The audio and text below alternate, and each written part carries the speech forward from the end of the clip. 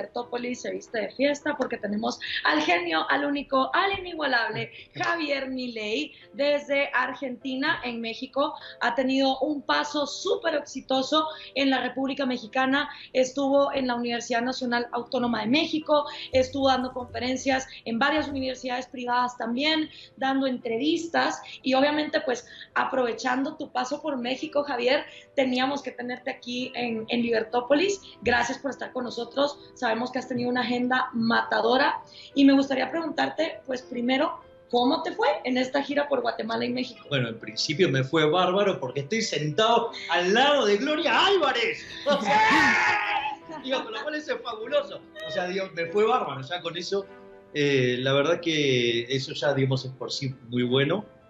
Y la verdad que aún muerto hoy hubiera venido como sea. Gracias. O sea, y la realidad es que sí, me fue muy bien. O sea, hice 2 conferencias en Guatemala, que salieron muy divertidas, y después hice 10 conferencias aquí en México. 10 conferencias. Sí, en un contexto donde además ya a las 4 de la mañana me empezaban a llamar desde Argentina. Bueno, hoy arranqué a las 3:30. Wow. O sea, pero bueno, esa nota hoy generó un revuelo total y terminé siendo segunda tendencia mundial en Twitter con el tema hablando de la actual situación de Argentina. Así es que la verdad es que estoy muy contento porque además el impacto en cada una de las conferencias, tanto en Guatemala como en México, fueron muy buenos.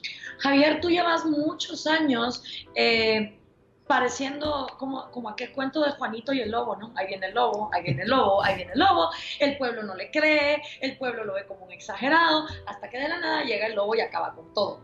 Y ahora, de hace un tiempo para acá, Argentina no solo te ha empezado a escuchar, sino te ha prestado más atención que nunca, porque muchas de las cosas que tú has dicho repercuten en la realidad económica y política argentina. ¿Cómo ha sido esa transición de Milei estaba exagerado, Milei no está tan en lo correcto, tal vez Milei estaba en lo correcto? ¿Cómo ha sido para ti en lo personal? Mira, la realidad es que cuando yo empecé a ir a los programas de televisión, me miraban como un bicho raro, se reían de las cosas que yo decía, o sea, porque están tan acostumbrados al colectivismo que, claro, había una voz liberal y con un encono tan fuerte hacia el Estado y una defensa tan profunda de las libertades individuales que al inicio se reían, o sea, al inicio casi que les causaba gracia, pero al mismo tiempo había cosas que les sorprendía porque en cada uno de los debates yo terminaba aniquilando a mis oponentes. Y eso lo hacía no solo con la evidencia empírica, sino que también lo hacía desde el punto de la construcción lógica. Entonces, al inicio les generaba rechazo, pero entonces empezaban a ver que la construcción lógica tenía sentido y que también tenía sentido con los datos.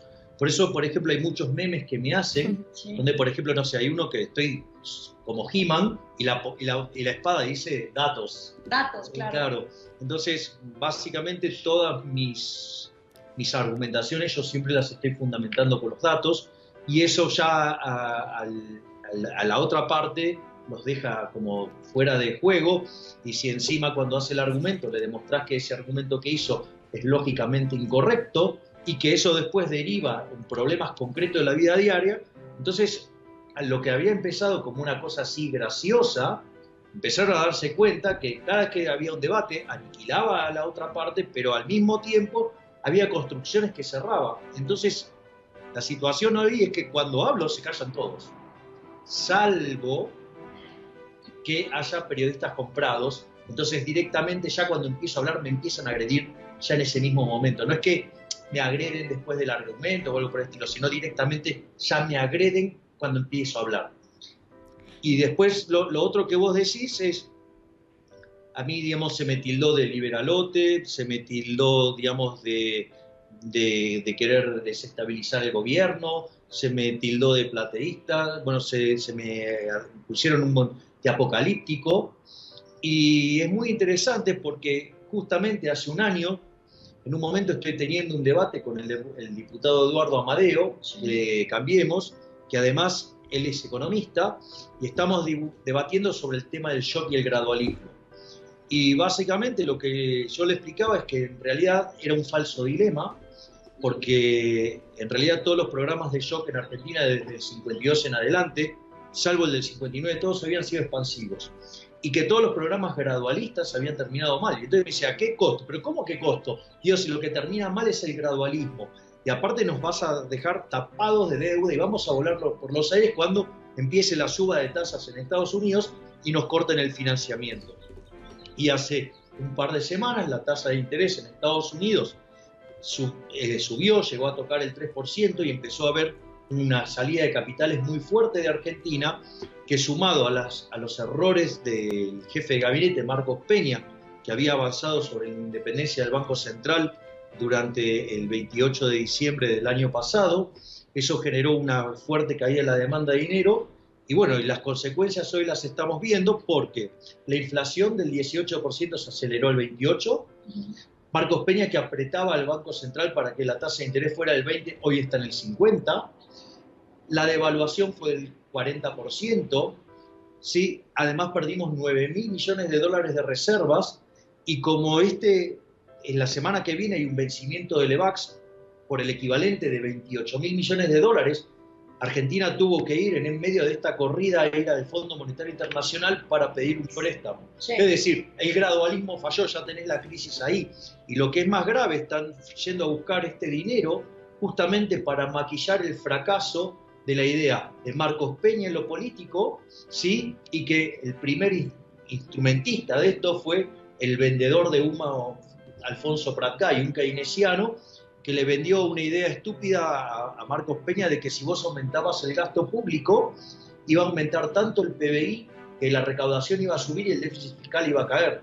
Y hoy el déficit fiscal consolidado entre nación, provincias, municipios y la posición de letras del Banco Central está en 10 puntos del PBI. O sea, tenemos más déficit que teníamos en el kirchnerismo, a pesar de los ajustes tarifarios que además también se hicieron muy mal.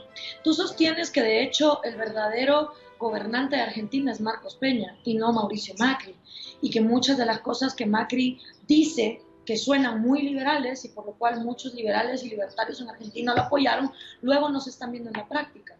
Efectivamente, es como decís vos, Gloria, cuando vos lo escuchás a Macri, tiene un discurso verdaderamente seductor, digamos, un discurso pro empresa, pro emprendimiento, sí, pero después cuando llegás a los hechos, en realidad el gobierno es Marcos Peña, es decir, que es un socialista, o sea, pero no es que más o menos socialista, es un socialista duro, y además es un parásito inútil que toda su vida vivió del Estado, o sea, él nunca en su vida trabajó en el sector privado, él toda su vida sí fue un empleado público, igual que María Eugenia Vidal, son repulsivamente colectivistas. Por ejemplo, yo me acuerdo que en una reunión de IDEA, en el coloquio de IDEA, básicamente Vidal le están haciendo una entrevista, que obviamente toda una entrevista súper amigable, y entonces entre el minuto 13 y el minuto 20,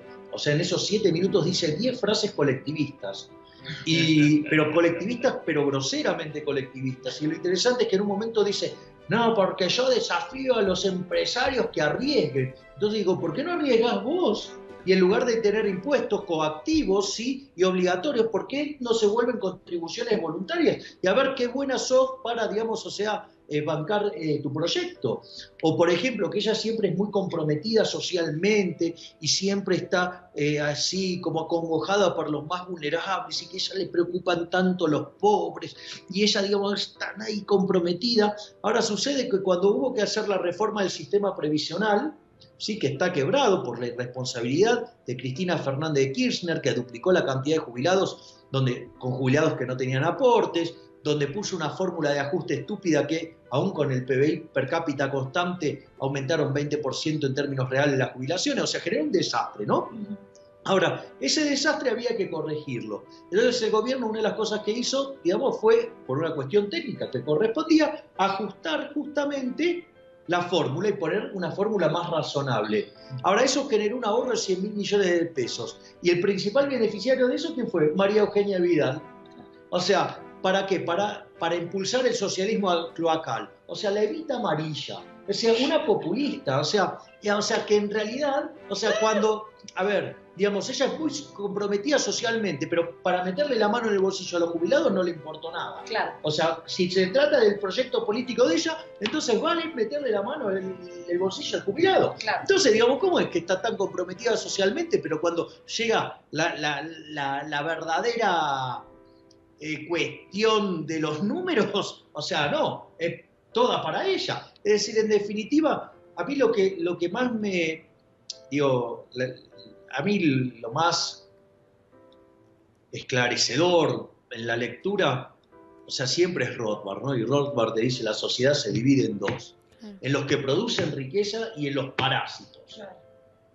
Y tanto Marcos Peña como Vidal son dos parásitos que toda su vida trabajaron en el Estado, son gente que creen que el Estado es bueno, claro, porque ellos siempre vivieron del Estado, obviamente, pero lo que no se dan cuenta que siempre vivieron de una fuente coactiva de ingresos, o sea, de impuestos. O sea, hagas bien o hagas mal las cosas, ellos van a cobrar igual. En cambio vos, o sea, a ver, si yo tuviera que decir quién es el tipo más estúpido del argentino hoy por hoy, sin duda Marcos Peña. ¿Por qué? Llevó la inflación del 18 al 28, apretó el Banco Central para llevar la tasa al 20%, está en el 50%. La devaluación es del 40%. Se perdieron 9.000 millones de dólares de reserva y ahora hay que ir a buscar 30.000 millones para maquillar el fracaso de él. En una transición que además acumuló 105.000 millones de dólares de deuda. Digo, ese tipo en el sector privado lo echan a patadas. Y acá sigue, no, bueno, acá lo único que hacen es esconderlo. Pero por favor, es decir, ¿qué tiene que hacer para que lo echen entonces? O sea, tío, no sé cómo fue. O sea, sinceramente, este tipo de cosas me parecen altamente irritantes. Y el mercado le está pidiendo la cabeza de Marcos Peña y toda la jefatura de gabinete. Y Macri no reacciona y entonces la corrida sigue. Sí. Y lo peor es que la gente dice, esa es una política neoliberal, irle a pedir dinero al FMI. O sea, son tan genios, son tan estúpidamente genios, que entonces cuando van y le piden dinero al FMI, porque yo lo he visto ahorita con todos los posts de Facebook, los twitters de Argentina, ya vieron, ese presidente neoliberal se va al FMI. ¿Qué tiene de liberal ir a pedirle dinero a un multilateral que se financia con fuente coactiva de los contribuyentes de los países desarrollados? Es un disparate. Sí. O sea, aparte, ¿cómo va a ser neoliberal si la basura del Fondo Monetario Internacional la creó Keynes? O sea, lo que pasa es que la discusión entre Keynes, Inglaterra, White, Estados Unidos, bueno, triunfó la posición de Estados Unidos, pero el invento, digamos, del Fondo Monetario es de Keynes. Claro. O sea, si hay algo bien colectivista, es el Fondo Monetario Internacional. ¿Por qué? Porque cuando vos te bandeás y tenés un desastre fiscal y se manifiesta en una crisis de balance de pago, ¿qué hace el Fondo Monetario? Viene y pone la plata. Es decir, ¿para qué? Para bancar la estupidez que hicieron los políticos. Fíjate esto, hoy van a estar poniendo 30.000 millones de dólares para financiar una corrida. En lugar de usar esa plata para arreglar los problemas de la economía, no la usan para maquillar las macanas del estúpido de Marcos Peña. Una cosa verdaderamente tremenda. Juan Córdoba dice, Gloria, saludos desde Argentina. Preguntale a Milei cuándo va a ser el techo del dólar hoy, que día estuvo a 24.10 pesos. Estuvo más alto, llegó a estar 24,50. Okay. A ver, el tema es el siguiente. Lo que hay que comprender es la naturaleza monetaria de la inflación, ¿no? Como concepto es, cuando vos incrementás la cantidad de dinero por encima de la demanda, cae el poder adquisitivo del dinero. Eso significa que vos necesitas una mayor cantidad de unidades monetarias para comprar los mismos bienes. Sí. Y el dólar es un bien más de la economía. Entonces, en tanto y en cuanto vos sigas emitiendo, ¿sí?, por encima de lo que la gente quiere, vos vas a tener que suben los precios y sube el dólar también. Es más, el dólar sube primero porque es un activo financiero y el resto de los bienes vienen atrás porque los bienes reales, ¿sí?, tardan más tiempo en ajustar. Digamos, vos hasta que te llega el dinero y lo gastás, hay todo un proceso. Dura aproximadamente 3 meses según el sistema que operes, y es más, si vos, por ejemplo, operaras con agregado monetario, en Argentina tarda 18 meses y en países desarrollados tarda 5 años. O sea, imagínate. O sea, que esto se llama los rezagos de la política monetaria. Pero en tanto y en cuanto, digamos, el gobierno sigue emitiendo dinero y ahora el problema más grave es que se cayó la demanda de dinero. Eso lo que va a generar es que haya inflación y el tipo de cambio va a estar desbordado. Y es lo que pica primero. Por eso es tan grave lo que está por pasar la semana que viene con el vencimiento de las LEVAX. Argentina tiene una cantidad de LEVAX que es el 120% de la base monetaria. O un poco más, te diría hoy. Y en realidad lo que sucede es que la semana que viene vence la mitad de las LEVAX. O sea que vos podrías estar, digamos, aumentando la semana que viene la cantidad de dinero en la economía 60, 70%, en un contexto donde la gente no quiere tener los pesos. ¿Y vos qué crees que van a hacer? Y van a agarrar esos pesos y van a ir a comprar dólares. Entonces, digamos, eso lo que vos tenés es que se está derrumbando la demanda de dinero, el dólar picará primero, pero después vendrán el resto de los precios de la economía y la economía va a tener mucha inflación. Entonces, ¿cuál es el techo del dólar? No tiene techo, porque en realidad depende de cuándo vos dejes de emitir. En tanto y en cuanto sigas emitiendo, ¿sí? Bueno, digamos, o sea, vas a tener inflación y vas a tener que el dólar sube. O sea, ¿por qué? Porque lo que está pasando es que pierde valor el peso.